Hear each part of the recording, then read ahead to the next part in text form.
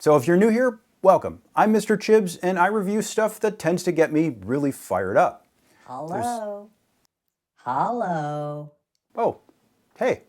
Hi there. Good to see you. So, how would you like to see my big DAC? Eh? Oh my God.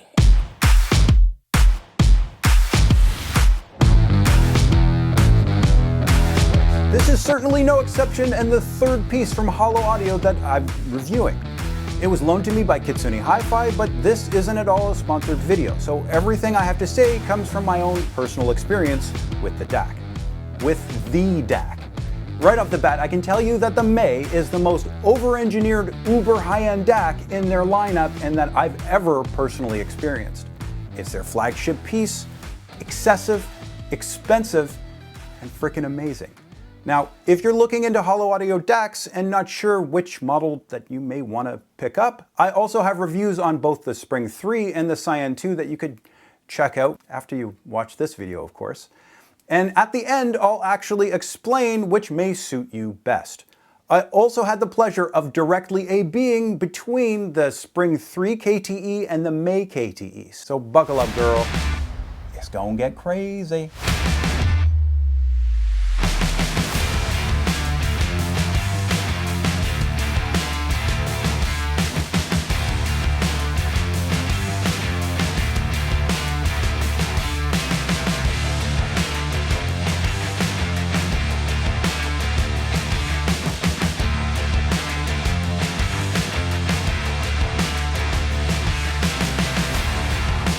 First off, let's talk about Physicalities. This thing is an absolute beast at almost 40 pounds in total, but that's divided up into two separate aluminum house chassis. So when it's time to move them, it's not that terrible, just one at a time. So the bottom one is the power supply and the top is of course the DAC. I suppose you could switch them around, but putting the power supply on top is just plain wrong somehow. I don't know. Both units are the same size as the Spring 3, so it takes up the same amount of horizontal space in your rack. You just basically add vertically. Once unboxed and stacked, you need to plug in their supplied DC power cord before connecting the DAC to your mains. They give you enough length with said power cord, so if you'd like, you could have it on a different shelf of your rack. Alright, internally things get kind of wild. First off, we've got internal oversampling now. So the May DAC uses an AKM Delta Sigma chip that gives you not one, but three oversampling modes. So you've got OS, which is just plain Jane OS, you've got OS in PCM, and then you've got OS in DSD. This is something that I sort of complained about that was missing with the Spring 3 and a welcome inclusion for lazy, weak plebs like me that don't necessarily want to mess with HQ player or other forms of external oversampling all the time. I found out that PLL on the Holo Audio May is literally god tier. There were definitely no complaints with the Spring 3s, but according to my source, which was Tim from KitsuneHiFi, that was actually Holo's budget version of PLL. Are you kidding me? Really, Tim? Yes, well, PLL on the May is much improved. You know, the Spring 3 sort of got a budget version just to keep costs down. The May's PLL is more powerful and has improved sound quality due in part to these improvements. Okay, so you're speaking for Tim now. He's gonna love that. So in my use, I actually did notice a much blacker background. We'll get into that later on in the review, but that could have also been for other reasons, other things that factored in. Having said all that, I did notice a much faster locking on the May. If you'd like to learn more about PLL and how important it can be, check out my Spring 3 review. I did a whole section on it, and I'll leave a link below the like button. Now the May DAC's main party trick comes from discrete resistor ladder DACs that get used in non-oversampling or NOS mode. Now, did you notice how I phrased DACs as plural? That's because it uses dual mono architecture. So each channel has its own dedicated R2R DAC module. Dual mono design! This is an insanely Summit 5 Flex for a DAC. Dual mono is something that you'll normally find in higher end amps like the Hegel H390 that I reviewed. Which during that review and my testing, I found it made a pretty sizable difference while comparing to a Hegel integrated without dual mono. So this is going to be really interesting comparing the Holo May with the less expensive Spring 3. But individually powered left and right DACs is frickin' wild, and on top of that, the power is going into this equipment from a totally separate box, which is supposed to make things even cleaner. So yeah, the Holo May internals are incredibly ambitious and impressive, but how does it sound? First impression after plugging it in and turning it on was I immediately noticed good sound. No warm-up, just good sound right out the gate. This actually didn't surprise me because it was the same story as the Spring 3 KTE. I did notice that PLL was turned off though, so I went into the menus and fixed this. Detail seemed really impressive. So this unit is actually a demo, and I'm assuming it has already been broken in. I have it on good authority that Steve Huff had it before me, and I just want to ask Huff, hey Steve, why'd you go ahead and turn off PLL? I'm just curious. Anyways, between the R3 Metas, the Hegel H400, and the Holo Audio MAY KTE, this is pretty much the best I've had up here, both subjectively and objectively. There's just a realism that grabs me in a way that feels different from the Spring. I'll know more as I compare the two, and on that note, let's just get into that. So this time I've got the Hegel H190 driving my R3 Metas, and I'm using the Lumen U2 Mini to stream from. All right, initially I had both DACs connected up to the Lumen U2 Mini via USB cables because it's got 2 ports. So to make it even, that's how I chose to connect it. Unfortunately, I found out through trial and error on my part, is that this thing doesn't output both USB ports at the same time. So I had to make an alteration, add the Singzer SU6, and now I have them both connected via I2S. So hopefully this works. Let's give it a try. Right off the bat, I could say that the May is more lifelike, and I immediately noticed a difference. But to be fair, I needed to let them both run in for 30 minutes. So I decided to take my dog for a half-hour walk and came back and checked. So switching back and forth between inputs, I definitely prefer the May DAC. I switched to this album and went into a sort of audio coma. My R3 Metas, Holo May, and H190 just sounded amazing together. After switching back and forth, I realized that I really did enjoy both DACs, but the May just takes it. It feels slightly more dynamic, its stage is a bit larger, and I just liked it better. Keep in mind, I'm just in non-oversampling mode here too. The intense guitar strumming in this track made me actually jump at first. It becomes wonderfully chaotic. I was listening at around 85 dB and couldn't believe the realism that I was getting out of my mid-range office setup with these DACs. Intense, unusual, real, just brilliantly recorded, insane staging.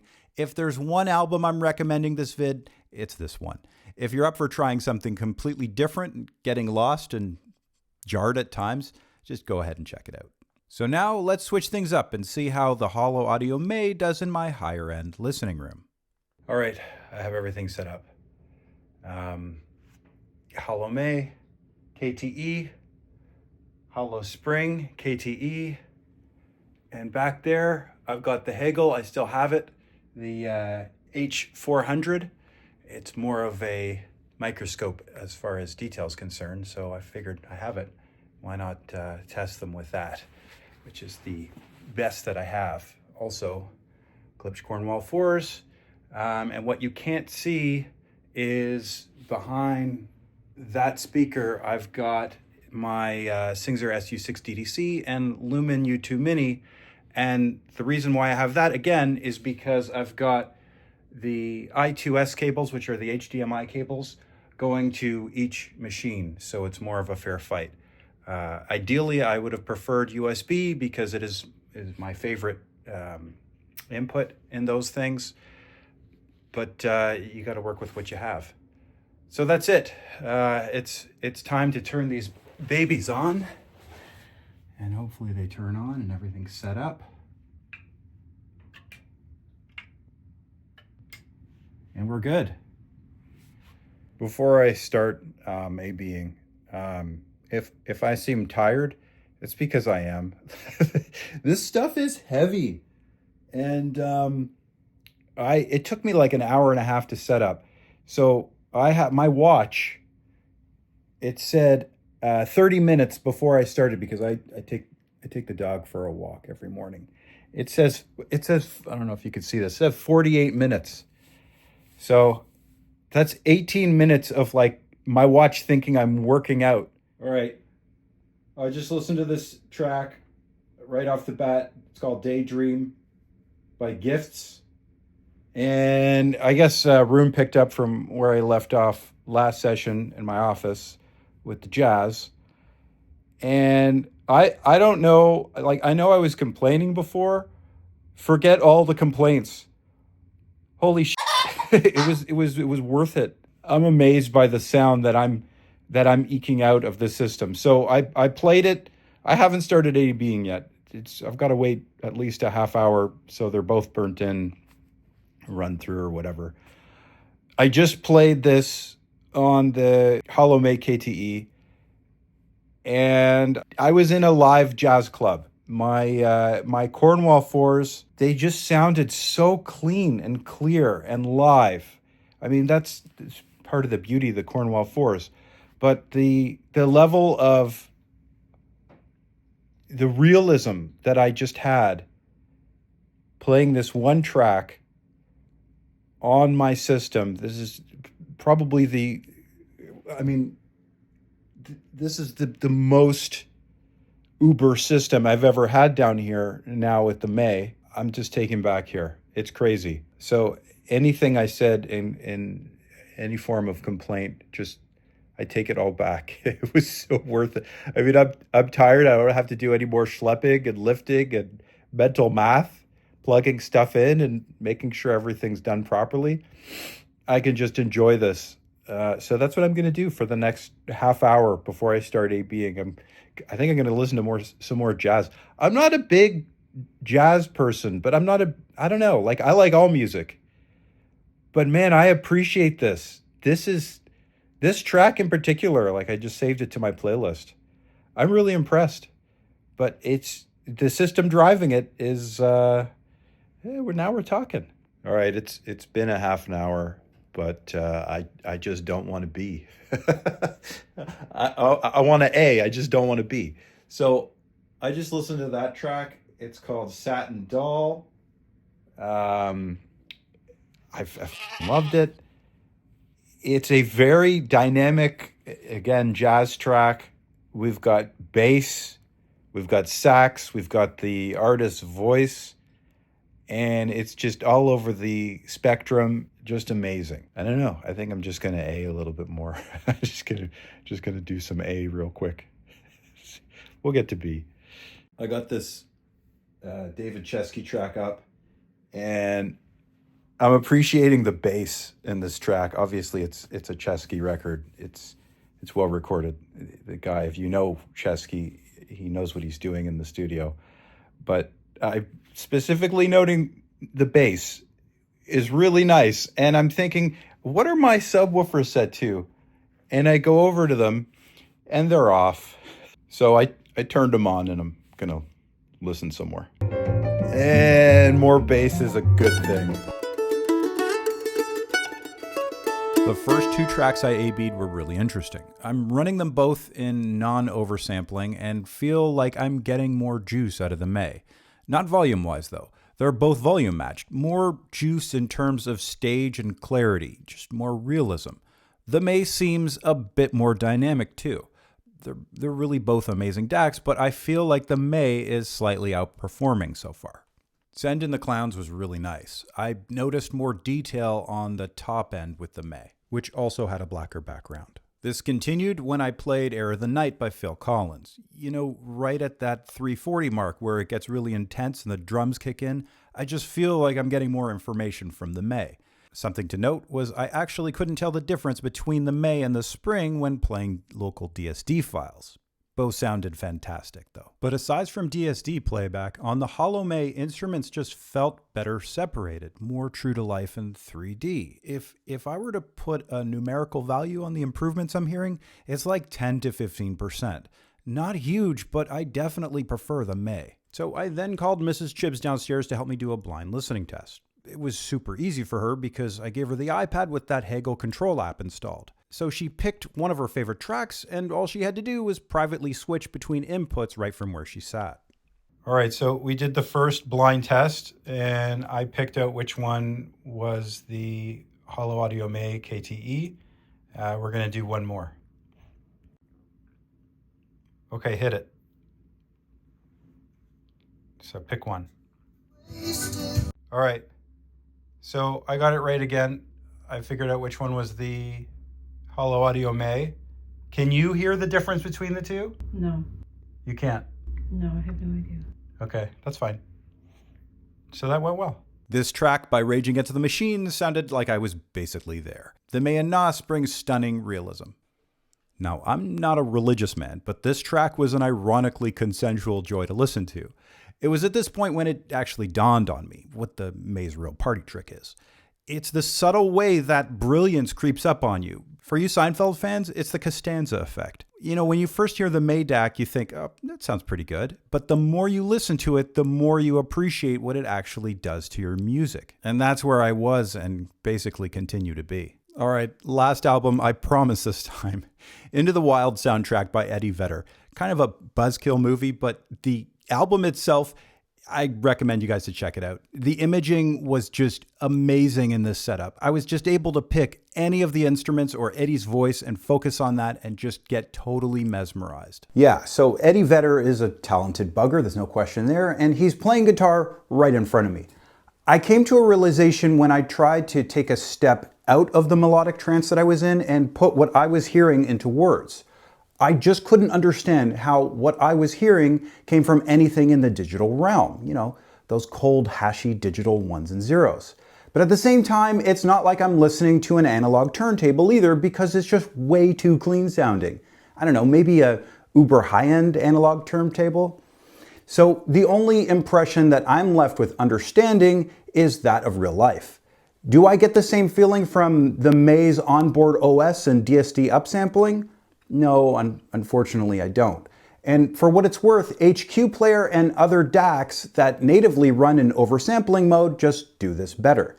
Don't get me wrong though, I still really like the ability to be able to switch to them when I feel like it, but it just seems to take me away from that more true to life feeling that I get with a good track using May's NOS mode. It's pretty great. Now I know oversampling in different decks that I have, not to mention using HQ Player and just up converting everything to DSD, sending it over to the May, gives me something different. I went over their effects in the spring review that I'll link below, but the main difference this time that I wanted to mention is I just don't want to switch off of non-oversampling. It's just simply that outstanding. So that, my friends, is the culmination of my listening experience. So who's the May for, and what about the other Holo DACs that I reviewed? Now that I've spent time with each and every one of them, here's my advice. So we'll start with the Cyan 2. So if you've got only one source, like a computer or perhaps a streamer, this is an amazing R2R NOS DAC for the money and an incredible introduction into what true non-oversampling actually does.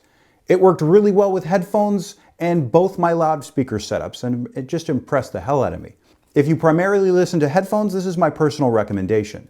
It doesn't take up much space on your desk, resolves really well, has native DSD. It's a really nice step up from a Delta Sigma chip DAC, and just a great overall value.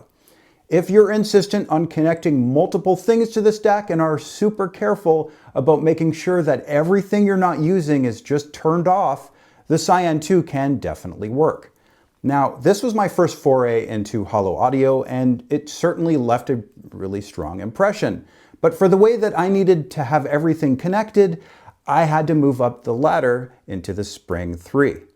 Now, this DAC one-ups the Cyan in sound quality, practicality, usability, pretty much everywhere else also. And it should, for more than twice the price. There's still a lot of value here though. So you get a screen, you get a remote. If you order the Spring 3, just get one with the remote. You get Holo's introduction to phase lock loop, which by itself is worth the extra cash, in my opinion. The other thing worth upgrading to the KTE version is you get that best-in-class USB implementation. So this removes the need for a separate DDC or high-end streamer, and in my opinion, if you're already going to plunk down the cash for a Spring 3, just get their KTE. It is worth saving up a little bit more. In my testing, the Spring 3 is almost as good as Holo's flagship May, and on top of that, you get the optional preamp, which is amazing on its own and only available on that model. For those of you that want to connect multiple sources, you have decent speakers, you have great amplification, and of course the budget, I think the Spring 3 is where a lot of you will just land and stay there for a nice amount of years. And so that brings us to the Holo Audio May. What are we going to do with you, May? Do any of us really need it? That's like asking, do you need Wagyu steak for dinner? Do you need a Rolex to tell time? Do you need to drive a Porsche to work? This stuff is prohibitively expensive, over-engineered, or excessive.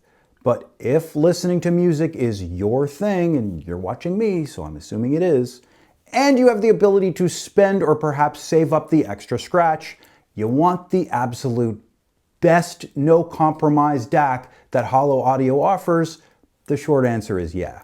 Provided that you've got great speakers and amplification squared away, the digital end of things is also a really important part of your sound chain. I'd personally rather have the best DAC that I could get my hands on and a cheap digital source rather than the other way around. And make no mistake, this is best DAC territory. So many of us look to the Holo May as their reference DAC, a buy once, cry once digital to audio converter. It one-ups the Spring in sound quality, it's got better PLL, dual mono design, and gives you the option to use internal oversampling, which, if you're keeping score, was one of my only complaints about the Spring. The Holo Audio May is definitely worth the extra spend over the Spring. Make no mistake. So there is a big elephant in the room. Now, this isn't exactly news, but I'd be remiss not to mention that a successor to the Holo May was leaked and is somewhere in the works. It could be here sometime later this year, or perhaps next year, or maybe the year after that. I don't know. I tried to press for details, but was met with really tight-lipped resistance, and I get it. But something is always coming around the corner. Now, some of you may want to wait for whatever comes out, if and when that happens, or perhaps just take advantage of people selling their used Mays when this happens. As I said before, I don't have any inside scoop here, but I thought it'd be fun to let you guys know what my predictions for the next iteration would be. So my first prediction is better internal oversampling. So this is one area where the May can potentially improve on quite a bit. Delta Sigma chips have come a long way since the May's released in 2020, and there's quite a bit that can be done here. Perhaps they'll go along with most of the industry by incorporating a Saber chip DAC from ESS Technology. I don't know, but it'll be interesting to see. So number two, the screen. Now, this is something that could go one of two ways. A, they stick with a monochromatic OLED, make it a little bit bigger to increase legibility, give it a visual facelift, something like that. Or B, they could go full digital LCD display, sort of like what Eliseaudio did. I personally hope they don't go this route, as I find those little displays add a lot of complexity with little to no benefit. This isn't a DAC that most of you will have close enough to your eyes to make out the tiny font on that 6-inch display screen. Just editing this video now, and it sort of dawned on me that they may want to include an inbuilt streamer into the DAC this time around for this next iteration. And if that's the case, that 6-inch display make a lot more sense if that's how they do it. Anyways, I hope if they do implement a streamer that it is inevitably Rune certified, so you could use Rune on it. But that's it. Back to the rest of the review. My next prediction is updated design language. So Holo will most likely keep the black and orange color scheme that we know and love, but just change things up just enough to give it an updated, more fresh look. My next prediction is the next iteration will have very similar non-oversampling sound in comparison to May Gen 1. It's just so good, I don't see how they can improve it much more than it already is. That's my thought.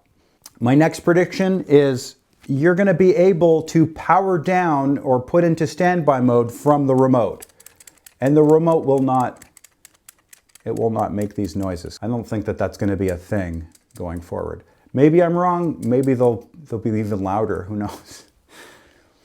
And finally, no green LED that's always on.